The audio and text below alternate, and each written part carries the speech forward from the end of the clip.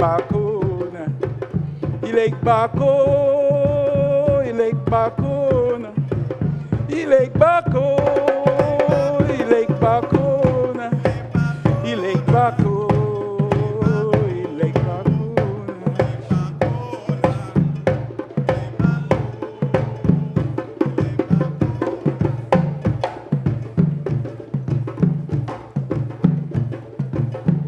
This evening,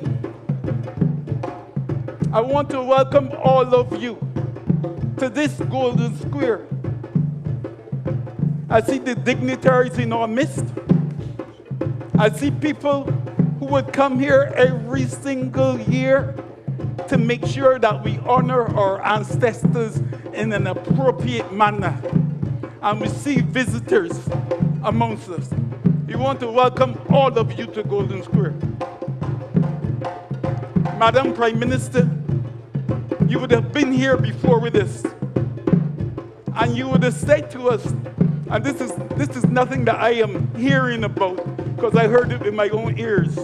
You said to us back then, if the people of Barbados allow you to serve them, then you would create this space for us. And today, we're eternally grateful to you for giving us this wonderful space. Of course, we know there's other plans in the making, like Newton Ancestral Sanctuary and the like. So we continue to praise you. We continue to ask that you get the strength to continue on this journey. We know it's a very difficult journey, and we are only but human. Mistakes can happen, but you are moving forward with some kind of guidance, some kind of direction, and we hope that that direction continues. We meet here in this lovely space, this Golden Square Freedom Park, on another July 26th, and we want to honor those who would have gone on before us. It is important that we constantly honor them, because to honor them, we honor the best of ourselves. These are the ones that we highlight in our lives, the best that we have produced. Ibashe. Ibashe. Ibashe. Ibashe. Ibashe. Ibashe. Ibashe. And those are just a few of the many hundreds who would have suffered, but there came a point in time where they say, enough is enough. At this time, I would like to honor a fallen soldier who would have supported this Pan-African movement, who housed many a person at her home when we didn't have a space, and she would have attended many of our events that we had. No, she's gone on to the ancestral realm, but she would have left behind our comrade, our friend, our brother, and I'm talking about Ambassador David Commissiong. So as we invoke her spirit here this afternoon, we will call her name so that she can continue to dwell amongst us, and that the energy that she would have had, others may have, and share that love with our fellow brothers and sisters. Ibashe Jane Commissiong. Ashe. Ashe. Ashe. Oh. Ashe. Waliing gung gung walio. Waliing gung gung walio. Waliing gung gung walio. Hey. Waliing gung gung walio. Waliing gung gung walio. Waliing gung gung walio. Hey. Wali.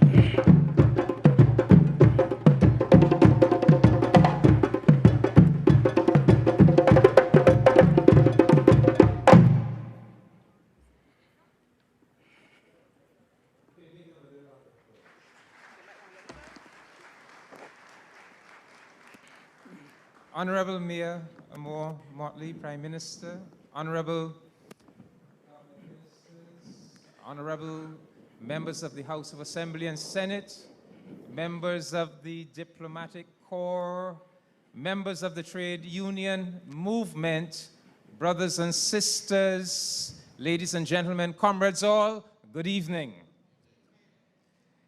I am David Comissiong, Barbados' ambassador to the Caribbean community, but also for many, many years the president of the Clement Payne movement. And I thank Baba John for invoking the memory and spirit of my mother. Indeed, she supported me in everything I did, probably believed in me more than I believed in myself. So yes, she did play a very important part in all of my activities, and I believe her spirit is with us here this evening. I am your Master of Ceremonies for this short commemorative ceremony we are going to have here this evening as we commemorate our day of national significance. Last year, on this day, we were in Jubilee Gardens because this space was still under construction. How much has changed in 1 year? Look at the magnificent Golden Square Freedom Park that we are celebrating in today. How much has changed? Last year, we were a constitutional monarch bowing down to Her Majesty. Today, we are the proud, dignified Republic of Barbados. How Clement Payne. Over the last year, we have opened 2 embassies on the African continent, one in Ghana, one in Kenya. Our ancestors are smiling.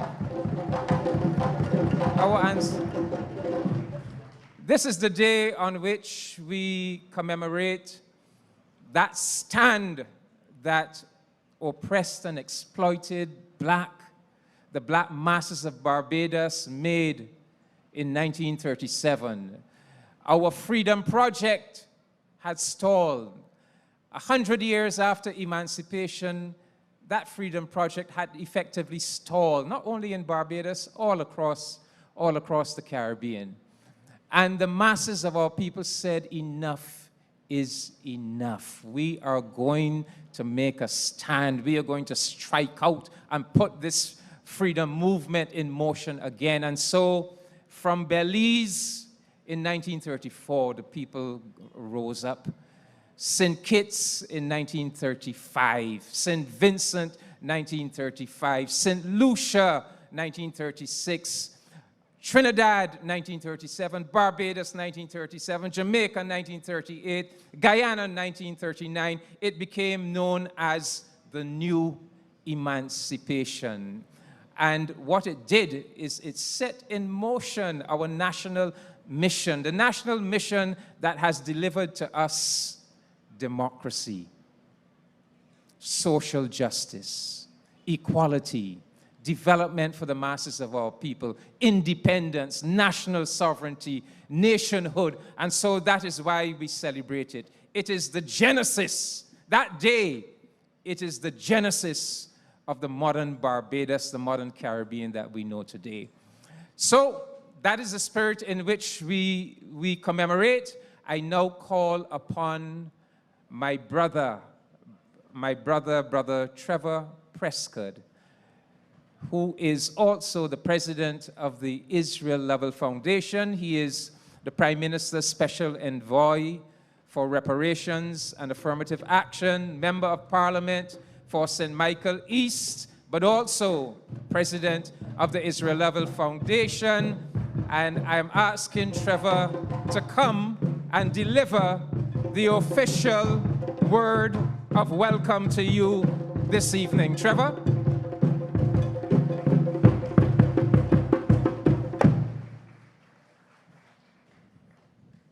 Madam Prime Minister, members of the cabinet, members of the parliamentary team in general, diplomats, and to make it short, all you significant others within earshot and within focus. Welcome you to the University of Golden Square.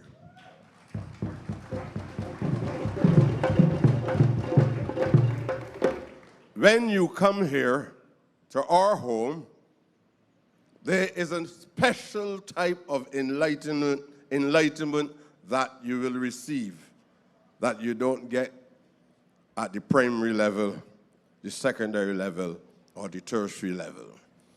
You're going to have an interpretation that equals truth, not deliberately propaganda that try to capture your souls and your imagination. We tell you the truth because the truth will set all of us free. And today, we are here at this university ground, this temple, equally as the temples in Alexandria, to hear the truth and to witness what is inscribed on the walls in Egypt. Man, know thyself. You're also here to celebrate the greatest watershed in the history of Barbados that made all of us what we are today. And that was described again as a result of misrepresentations and ignorance as the 1937 riots. And I hope that as each of you leave this temple, this university, that you will cease to use that word that is impregnated with prejudice in a way that makes you believe that we cannot plan a future for any form of governance at all, and that what we did in 1937 is spontaneously got up and got on in a disorderly way and disrupt the stability of the society in which we live in 1937 on the 26th of July. But if you think about it well, and David said it with greater clarity than I can, that was the breaking point of the back of colonialism. The voices then were talking about independence and about Republican status. It is written in the history. What you saw in 1937, if you have access to the speeches that were made by the great icons then and now, Israel Lovell, Clement Payne, Grant, Chase,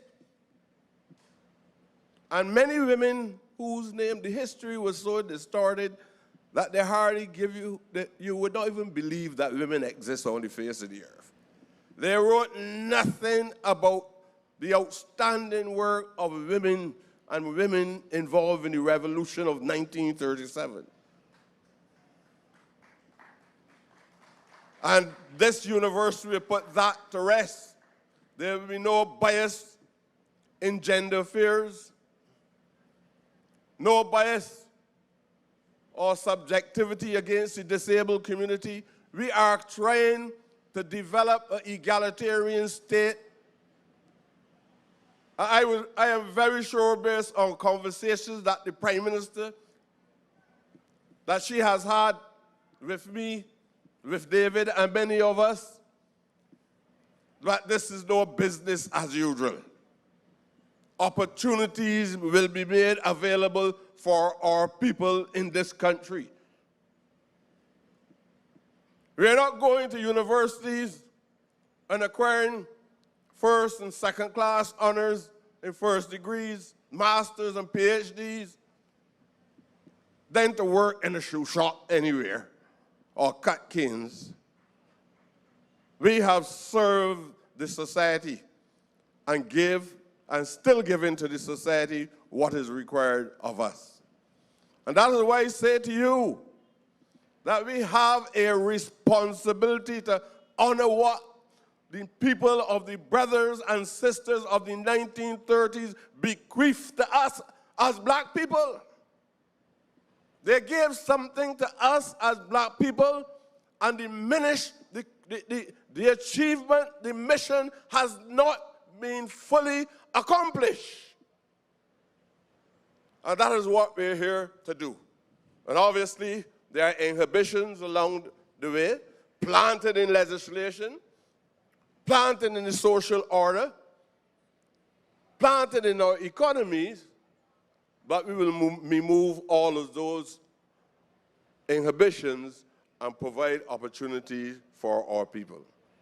I tell you all of that because I started this by saying this is the University of Golden Square. This is going to be a different interpretation of our education than what you have had. Not about the daffodils.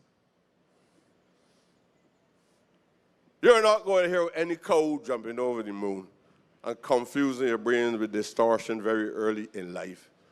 We are going to shape this society as we go forward. This is an effort that we all must honor. And I welcome you here this evening because this effort is about nation building. And I'm happy to be part and parcel of this process. So welcome you again to the University of Golden Square. Thank you very much.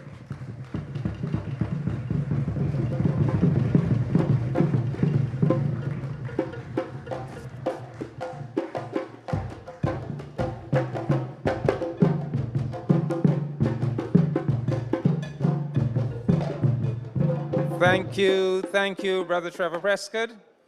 And I know the pride that Trevor must have in this magnificent Golden Square. After all, we started on this journey together way, way back in the 1980s when we established the Clement Payne Cultural Center and the Israel Level Foundation as sister organizations.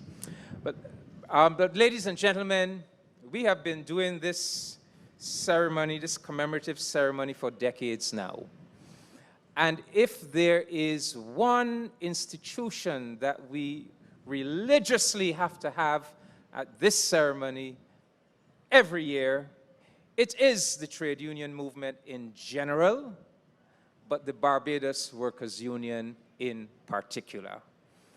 And that is because you really can't talk about 1937, the new emancipation, without putting the labor movement at the center of it. Because one of the most powerful fruits of that 1937 struggle was the passage of the Trade Union Act that made it possible for the Barbados Workers' Union to be established in 1941. And the rest is history. Because thereafter, the motor force of progress in Barbados was the political party and the trade union working hand in hand. That is the unique feature of the development of modern Barbados. The early labor movement that Barbados Labour Party, Barbados Workers' Union, under the same leadership, Grantley Adams, Hugh Springer, ultimately Sir Frank Walcott, even going back a little further, Herbert Seal. These are names that we must always remember, we must always honor. Herbert Seal, the first General Secretary, Grantley Adams, Hugh Springer, Frank Walcott. And I was so pleased, all of us who know this history appreciated the significance of Miss Toni Moore being elected to the House of Assembly and taking up the rightful place of a leader of our labor movement in the legislature of Barbados. And so it gives me great pleasure to invite Miss Toni Moore, Member of Parliament, but also General Secretary of the Barbados Workers' Union, to come and address you this evening. Please make her feel extremely welcome.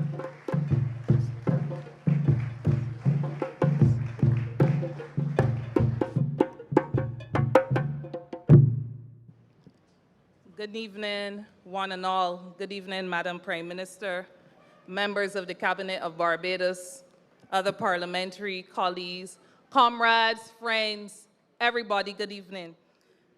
It is with heartfelt pride and pleasure that I stand here this evening to greet all of you on this very proud occasion, a day of national significance, July 26. A day that is not only significant, as you've heard from the Master of Ceremonies to this country, but in particular, a day that is of tremendous significance to the workers of Barbados. As you've heard from our Master of Ceremonies, it is out of July 26, 1937, that the Barbados Workers' Union and indeed the labor movement in Barbados was born. It is not my intention this evening to get into all of the history, but I just want us to recall that the events of July 26, now 85 years ago, they have inspired the formation, yes, of our political party and of the Barbados Workers' Union. Yes, they have inspired us by placing us upon the shoulders of many strong stalwarts like the Right Excellent Clement Payne, the Right Excellent Sir Frank Walcott, Sir Grantley Adams, and others who don't even carry the title of the Right Excellence, but on whose shoulders we stand. Permit me to speak within the context of today's union. Whilst we recognize that the face of capital may have changed somewhat, while we recognize that conditions have improved considerably over the 85 years since the disturbances and the 80+ years since the formation of the Barbados Workers' Union, the core mission of the movement of workers remains the same. Comrades, as the BWU honors the legacy afforded us by our forefathers in the struggle, and as we reflect on the journey that is not yet complete, but that which has been accomplished so far, we continue to take pride in their contributions and the legacy of all those who went before us. Today we pay tribute not merely by laying wreaths. Today we pay tribute not by trying to eulogize any of these stalwarts, but today we recognize within them and we learn from them, we draw from them a spirit of resilience, a spirit of strength, a spirit of solidarity that cannot be muted by conditions around us, that cannot be muted by a pandemic, that cannot be muted by a war in Ukraine and the attendant consequences that they've brought for us, even in terms of economic conditions. Today, we recognize within these freedom fighters the spirit that we all have, the spirit that we all must have as we endeavor to continue the journey as a new republic to be craftsmen of our fate. But permit me this evening to ask of us a few questions. Were we to imagine an encounter with these architects of the day, this day of national significance, and the stalwarts of the great trade union movement, would they be proud of us from whence we've come? What would they think of those among us, whether they look like us or not? who from both here, who in times of hardship, especially the times with which we are confronted, are willing still or preferring still to undermine the benefits that these freedom fighters have given their lives for. Would they believe that 85 years after the demonstrations and 80 years after the formation of the Barbados Workers Union, that there are still forceful attempts being made to deny working class decent wages and decent working conditions, including access to social protection? Would they believe that an absence of a Trade Union Recognition Act still sees us having to engage in trade union disputes, recognition disputes? Would they believe that their sacrifices to give people voice and protection against exploitation is still being muted by some masters who seek reprisal against those who stand up for what they believe in and stand up for their rights? Would they believe that one of the biggest fights is still with companies, or is now with companies, who no longer wish to do right by workers because they see others who refuse to offer decent working conditions getting by, including through government contracts and other benefits? I can almost feel the agony of our early pioneers if only they could have a say on some of these issues. The history of the next generation is happening right now. I'm therefore proud that my union is able to work with a government, with a party in government that is committed to and capable of addressing many of the challenges and setbacks which we now face. This is not something that people who have to work to live should take for granted, that your leadership can be involved in decision makings. Were we to have a chance to confer with these early pioneers, I hear them reminding us, reminding not only members of a labor movement, but reminding their families, reminding our young people that we still stand on very strong shoulders. I hear them reminding us that in a battle, it is the smell of fear that drives the outcome. I hear them therefore saying to us, overcoming fear is what caused them to be able to lead positive changes, the changes from which we are benefiting today. I hear them reminding us of the importance of solidarity and togetherness. I hear them reminding us that dreams and aspirations for this 166 square miles still remain dreams that are achievable. I hear them urging us on. Master of Ceremonies, I hear them calling us to arms, reminding us that achieving the dream requires a reset. The reset requires a full army.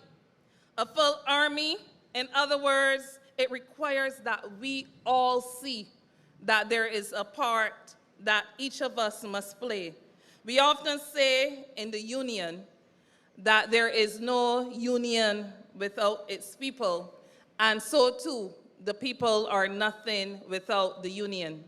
Today, I extend it.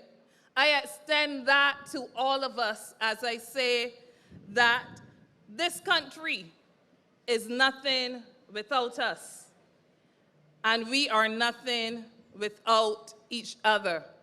Today, on behalf of the Executive Council of the Barbados Workers Union, I wish you a happy July 26th. Ladies and gentlemen, thank you.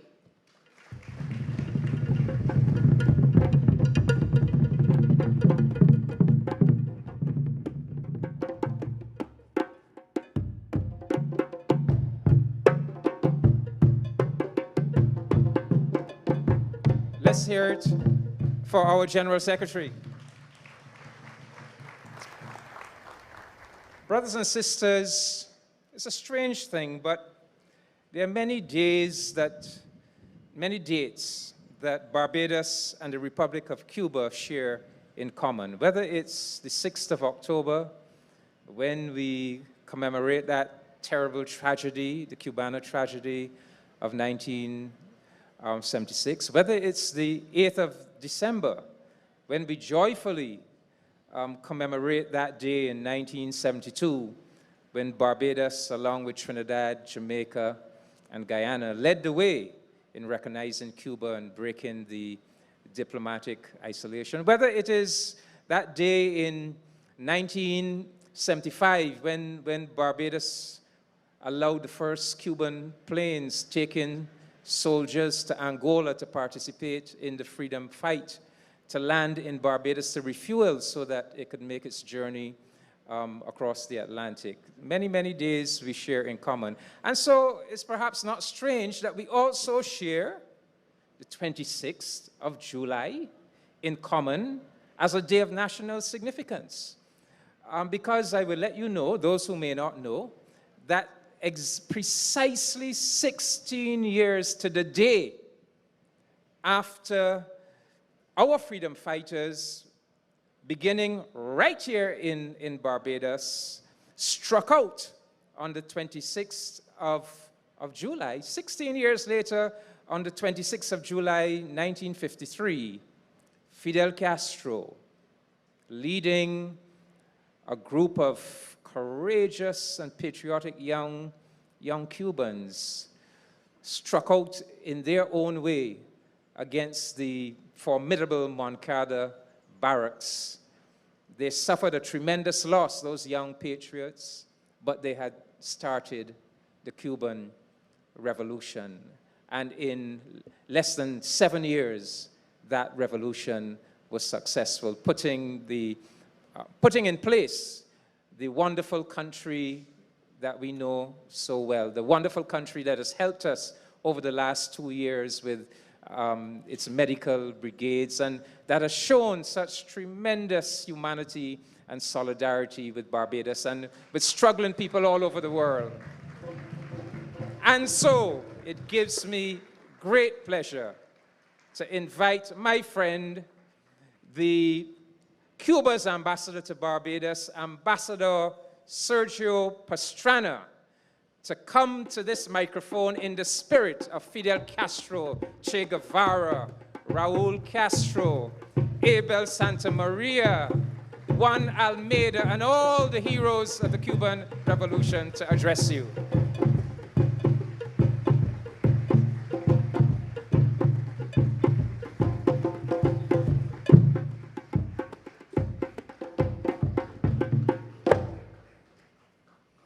Good evening.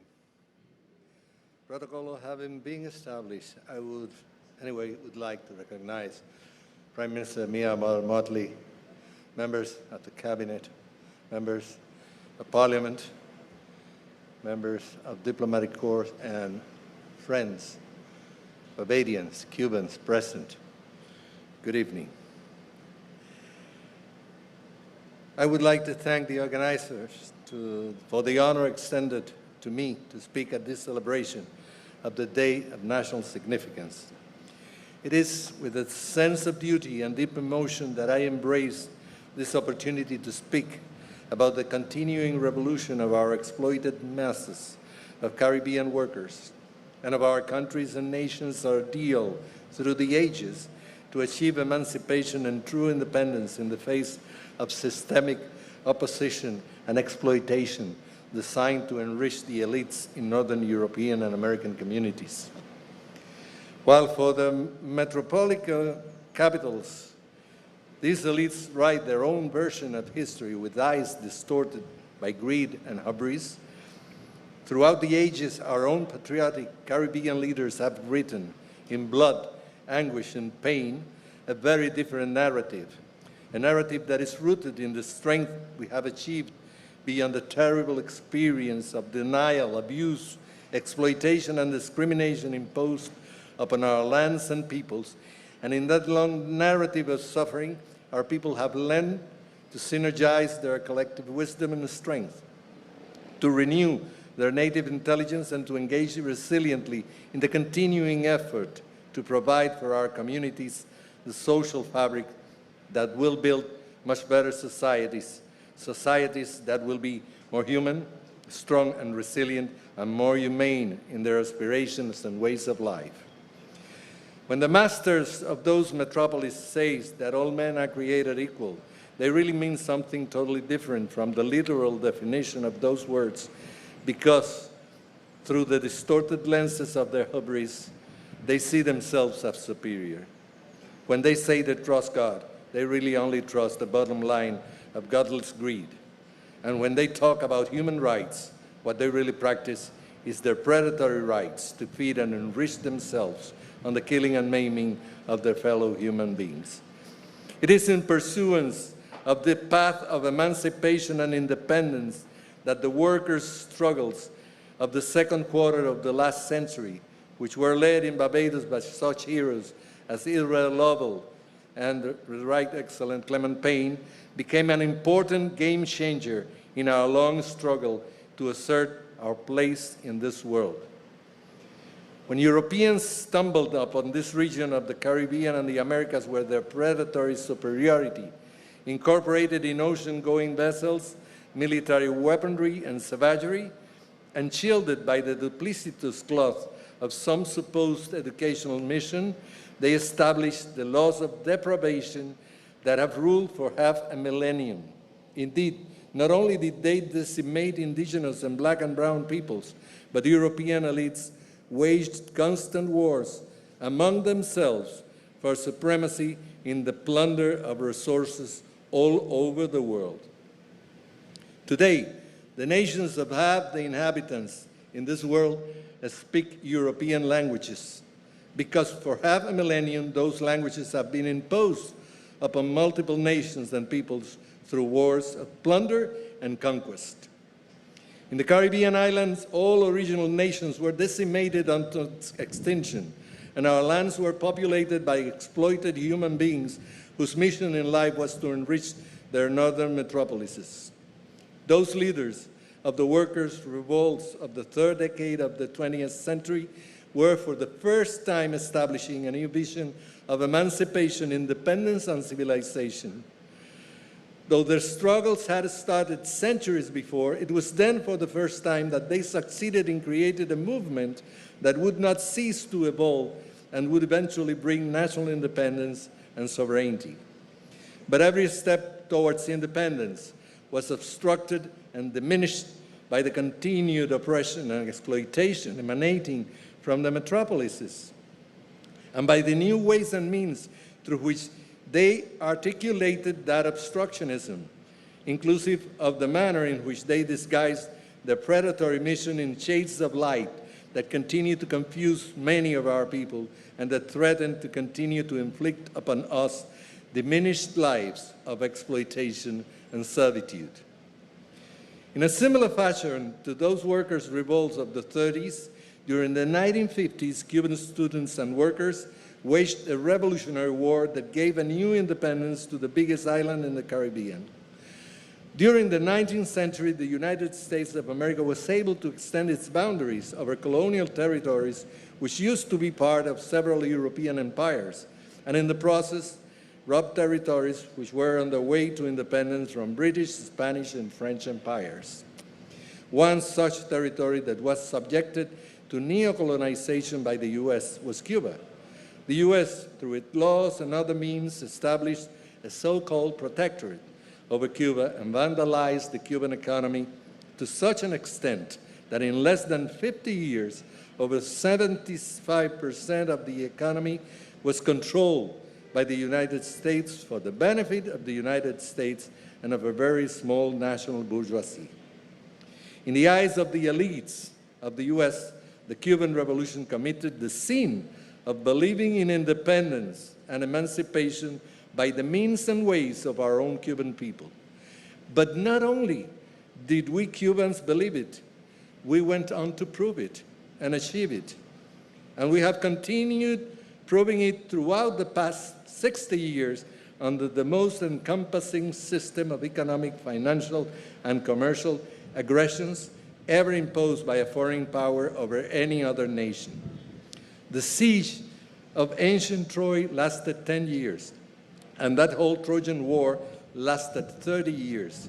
But the Cuban blockade has lasted over 60 years based on a memorandum drafted in the Department of States of the United States of America in 1960 with the aim of depriving the Cuban population of everything so as to make them revolt in desperation in order to achieve regime change, the USA has imposed the knee of its power on the neck of a small island nation. In the last few years, when the whole world was fighting the scourge of a global pandemic, the USA intensified its efforts to prevent the Cuban economy from breathing. It is in this situation that we Cubans had to fight the pandemic.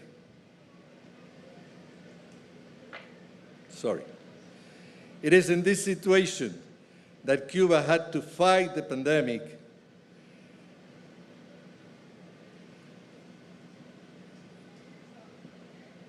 with our own resources to overcome those challenges and emerge triumphant against all odds, and at the same time help our sisters and brothers fight the medical emergency by sharing our resources with many nations in the whole world.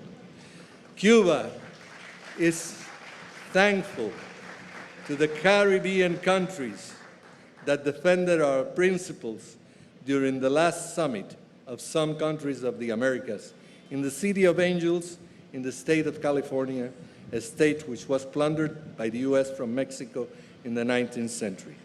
But Cuba continues to be suffocated by the knee of the global self-declared policeman, and our economy cannot breathe.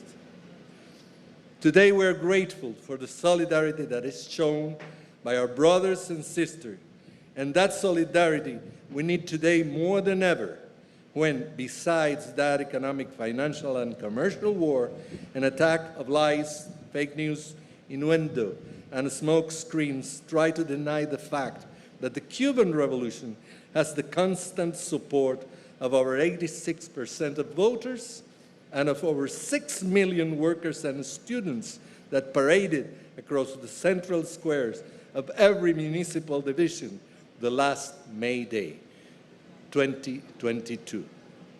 Long live the struggles of workers and students against exploitation. Long live the legacy of our revolutionary leaders who showed us the path to freedom, independence, and emancipation by our own means.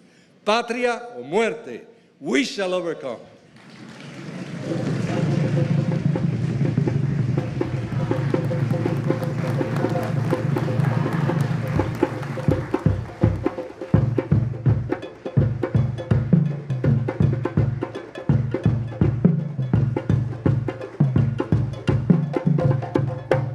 Thank you, Ambassador Pastrana, and we look forward on the 8th of December of this year that right here in Barbados and hopefully right here in Golden Square, we will be hosting the 50th anniversary CARICOM Cuba Summit as we celebrate 50 years of that relationship. Ladies and gentlemen, brothers and sisters, comrades, it gives me great pleasure now to invite our final speaker, and she really needs no introduction. In fact, her spirit and work and sweat and influence is in every nook and cranny of this Golden Square Freedom Park.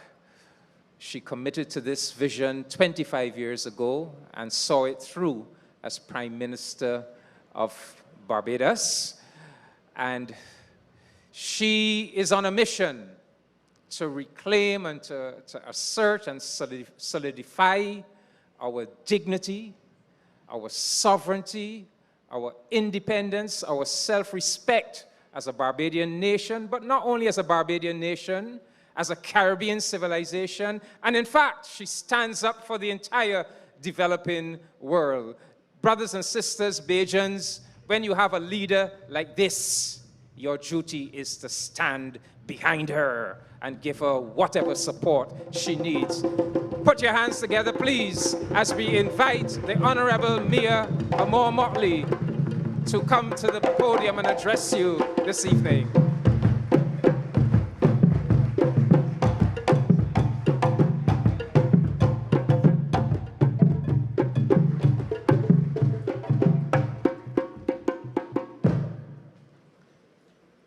Good evening, all. Good evening, all. It now sound like you're in Golden Square. What a difference a year makes. What a difference. For many years, many of us traveled and went to the back corner of this location. And it would hurt me that in the days preceding my coming here and the days after, I would say I was at Golden Square. And people would say, Golden who? Some would think Golden Grove. Some would just look blank. But as you heard from every speaker who came here this evening, this is now located forever in the mindset, the psyche, and not just the history of Barbadians.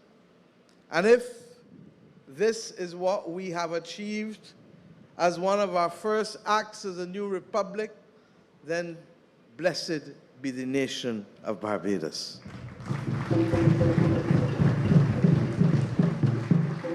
We have been told too long that a country that does not know its history is at risk of repeating the aspects of it that have caused great hurt, grave hurt. But this government understands, as must all governments, that the history of Barbados has been multi-textured, and it is what it is.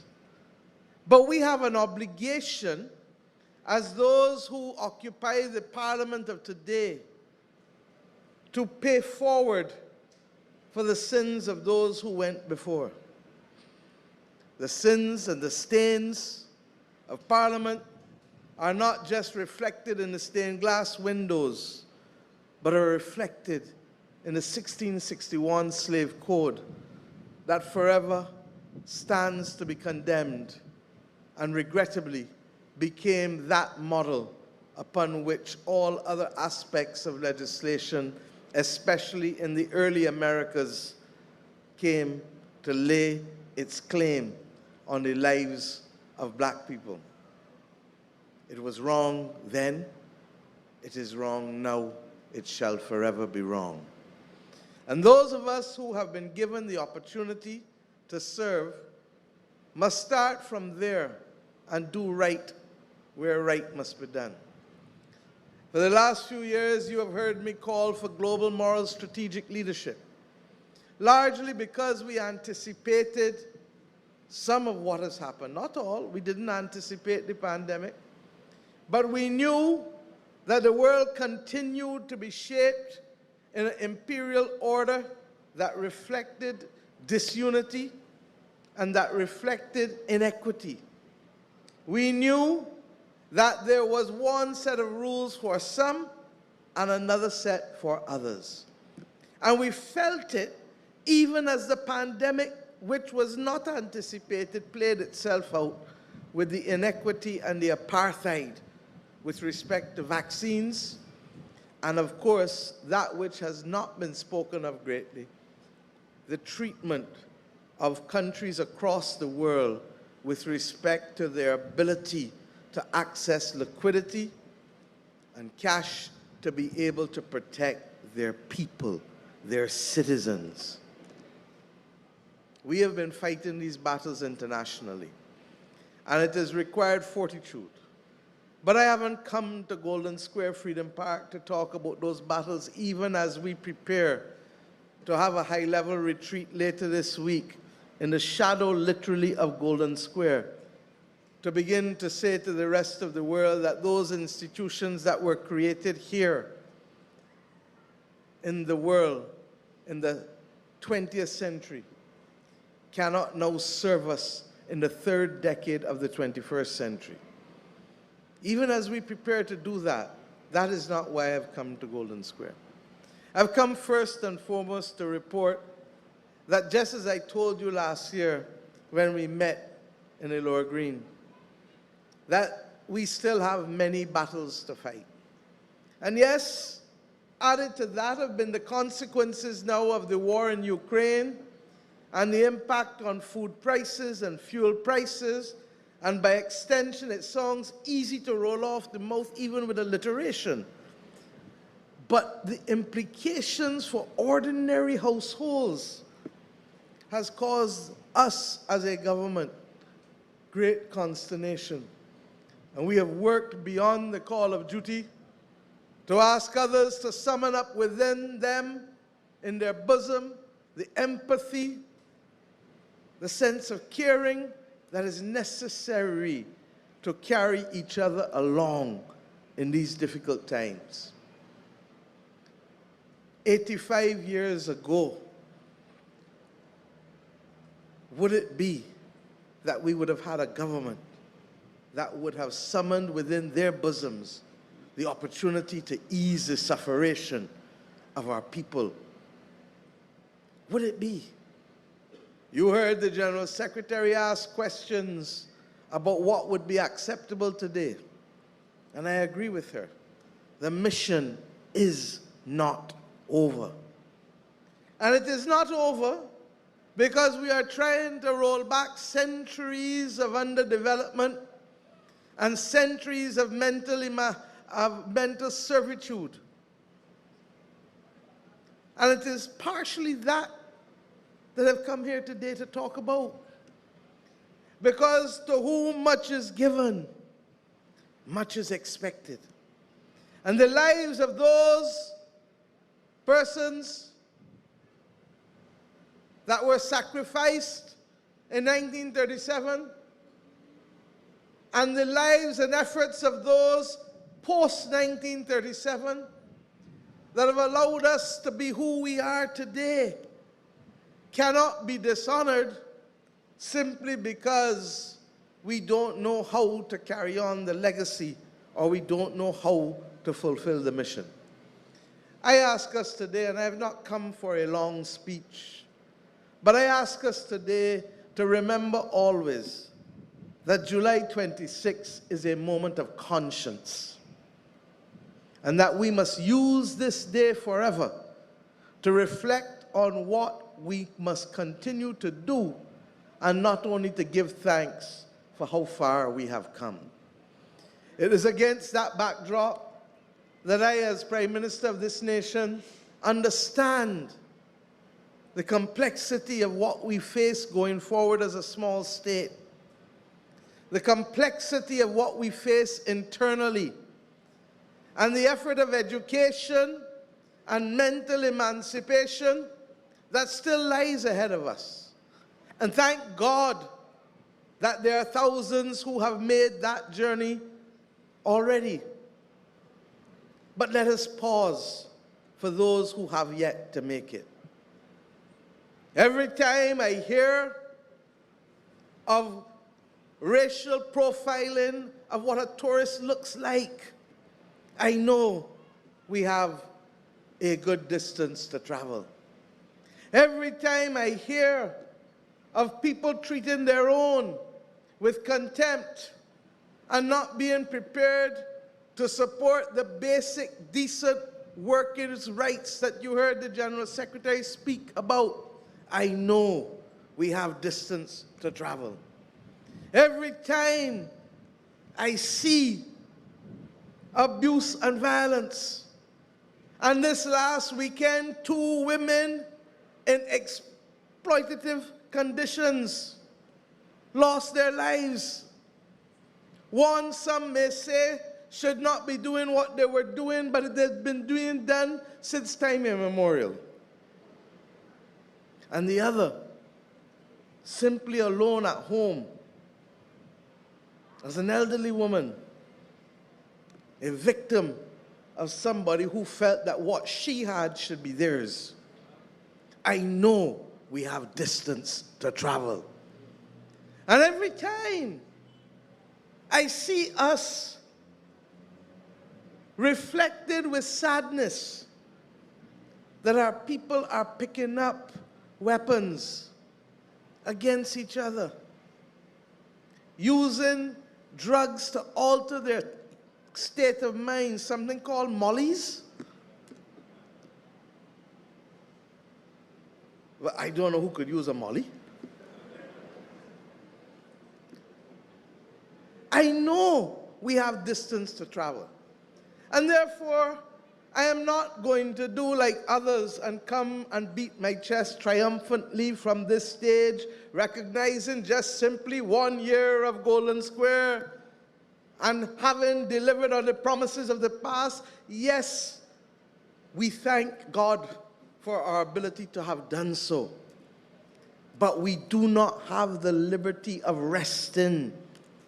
And it is to that I have come, therefore, to apply the will and the strength and the efforts of this government, but also to ask the people of Barbados to join us in these battles. These battles will determine what kind of society and what kind of country we have in the next few years. The 2030s, from where I stand, will be a difficult decade. From the throes of the climate crisis, and all who said that there was no climate crisis, look at the news last week, and there's a good old Bajan saying that I have for the world: hard days you won't hear, own way you can feel. And I say it not from a position of glee, but from a position of reality. That those who believe that the climate crisis is only for small island developing states have now understood that we were but the canaries in the mine, and they now are being exposed to the full brunt, and regrettably, it is only going to get worse. The 2030s will promise to be that decade where our ability to access water and food will be as valuable as our ability to pay for oil, the price of which has more than doubled in the first 6 months of this year for us as a country. Last year, we spent under $300 million in the first 6 months in the purchase of oil. This year, it is over $620 million in the first 6 months. So that when I say to you that I've come here today to say to all Barbadians, join us in this mission because we have distance still to travel, I don't do so from the perspective of wanting just to talk in a speech. I do so from the perspective that this is our country. And if we don't pull together, we're not going to be ready for the 2030s. I have asked us to contemplate a vision where we can truly be world-class by 2030. We had hoped for 2027, that's the truth. But COVID put paid to that. And as I told you last year at Lower Green, if you fall down, you do like the children and you get up and move again. And yes, all of us fell down. And we set a new target. But that target of being world-class by 2030 is not just for the sake of it. It is to allow us to move to the next level and to fight off those grave battles that lie ahead of us in less than a decade. And more as we go forward, you will hear us talk about it. But I ask us also to recognize that we have responsibility for our own destiny and for the behavior of ourselves, our families, our households, and our community. And to recognize that no one, even though a gun is a dangerous thing, no one automates us in our mind to pick it up. We have the choice to pick it up or leave it. No one requires of us to treat to women and to young people and to old people in a way that leads to the destruction of their lives purely because you happen to be stronger than them. If we were to allow that, Barbados as a nation would not exist. If we were to allow that, we would never have gotten out of the 1930s. So let us apply our hearts to wisdom, my friends. And let us recognize that in our hands has been given the beautiful gift of choice. Choice.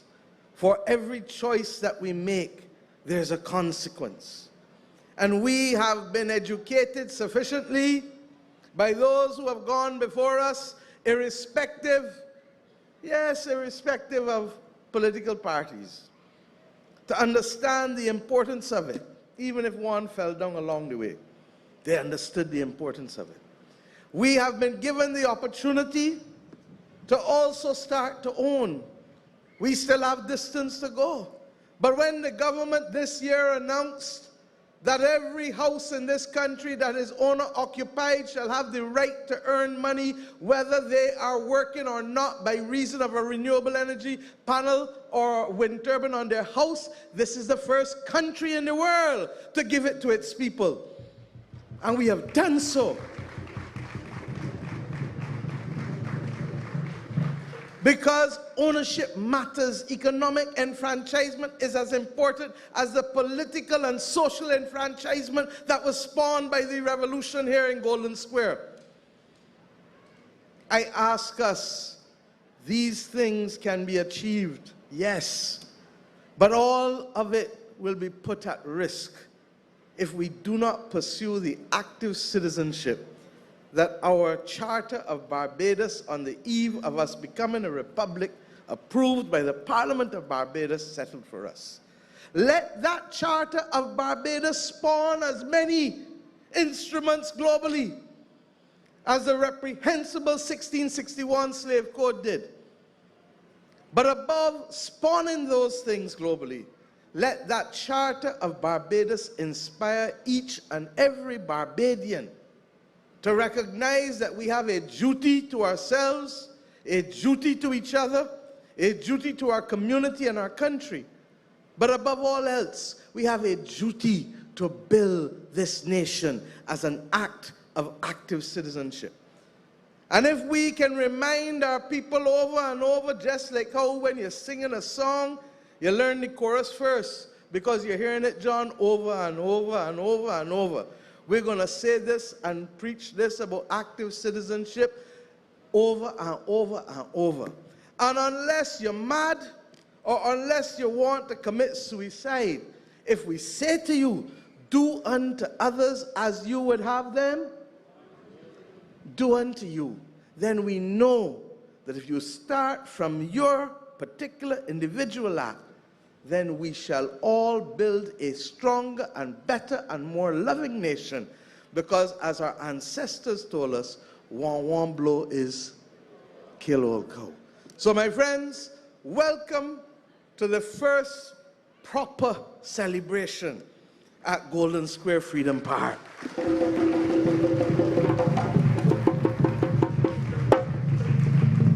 I sat there wondering what it would be like when we celebrate not 85 years, but 100 years of the rebellion that led to the formation of Barbados' modern democracy. And I trust and pray that at this hour, on this evening, that when I come back here, in whatever capacity out there watching from the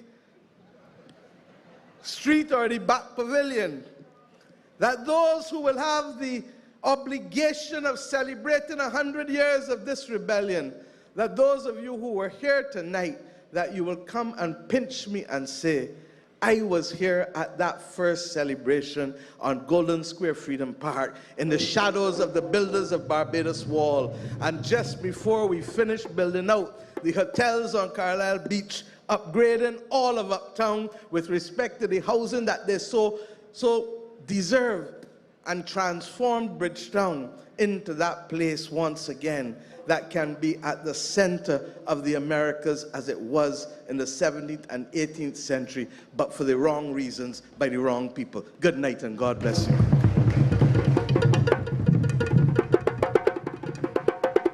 Prime Minister. Prime Minister.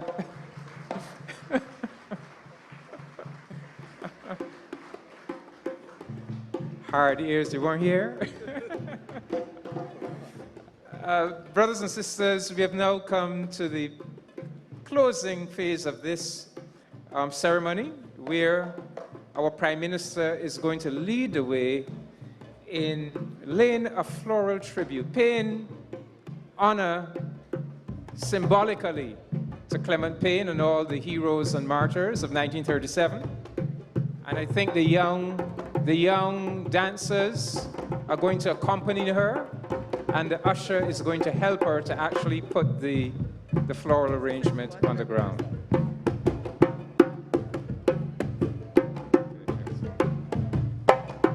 Beautiful, beautiful,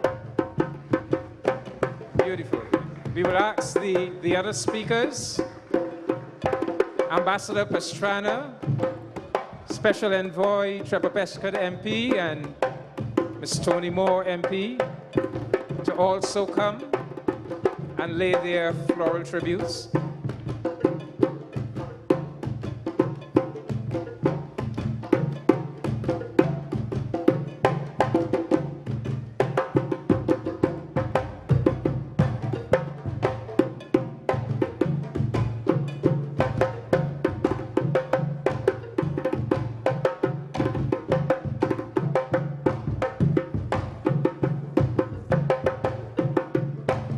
We also have Minister Chantal Monroe-Knight.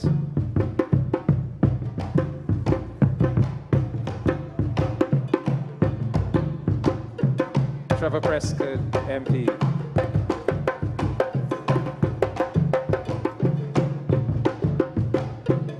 At this stage, we're inviting Bishop Marlon Jones of the Mount Pisgah Spiritual Baptist Church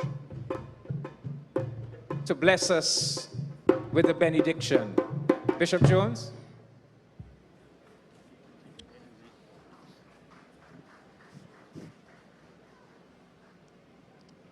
Greetings, Madam Prime Minister. Greetings to all. Maybe bow our heads.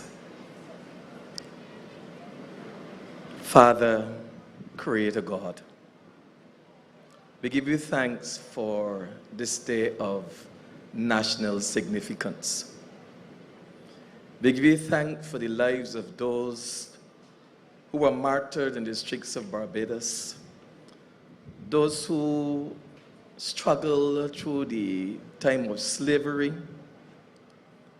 but on whose shoulders we stand strong and firm with the tenacity and the resilience to go on. We thank you for the progress our country has made, and we thank you, O God, for the future. Let it be bright in your name. We give you thanks and praise for all the abilities that you have established in our minds, that we would grow strong to make this nation and this country and to make the world a better place. So, dear God and Father, Creator of all that is good,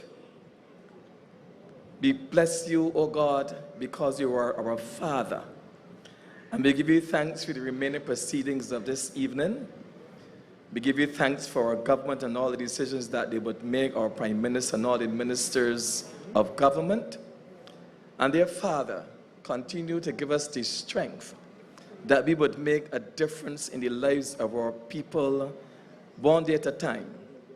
Bless us today, O God, and bless us in every tomorrow, that we would continue to live lives fitting to help our brothers and our sisters along this pathway. Father, we thank you. Amen.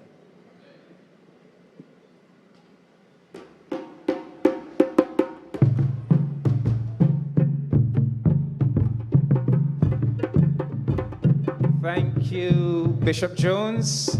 Ladies and gentlemen, you can be seated. Clement Payne and Israel Lovell, Menzies Chase, Darnley Allen, all of the heroes and martyrs of 1937 must be smiling. And now we have set the stage. We have paid respect to our heroes, we have honored them, and now we have set the stage for celebration. And we will celebrate this evening with our folk music, we present to you our Day of National Significance folk concert. Ladies and gentlemen, please enjoy the rest of your evening. Thank you very much.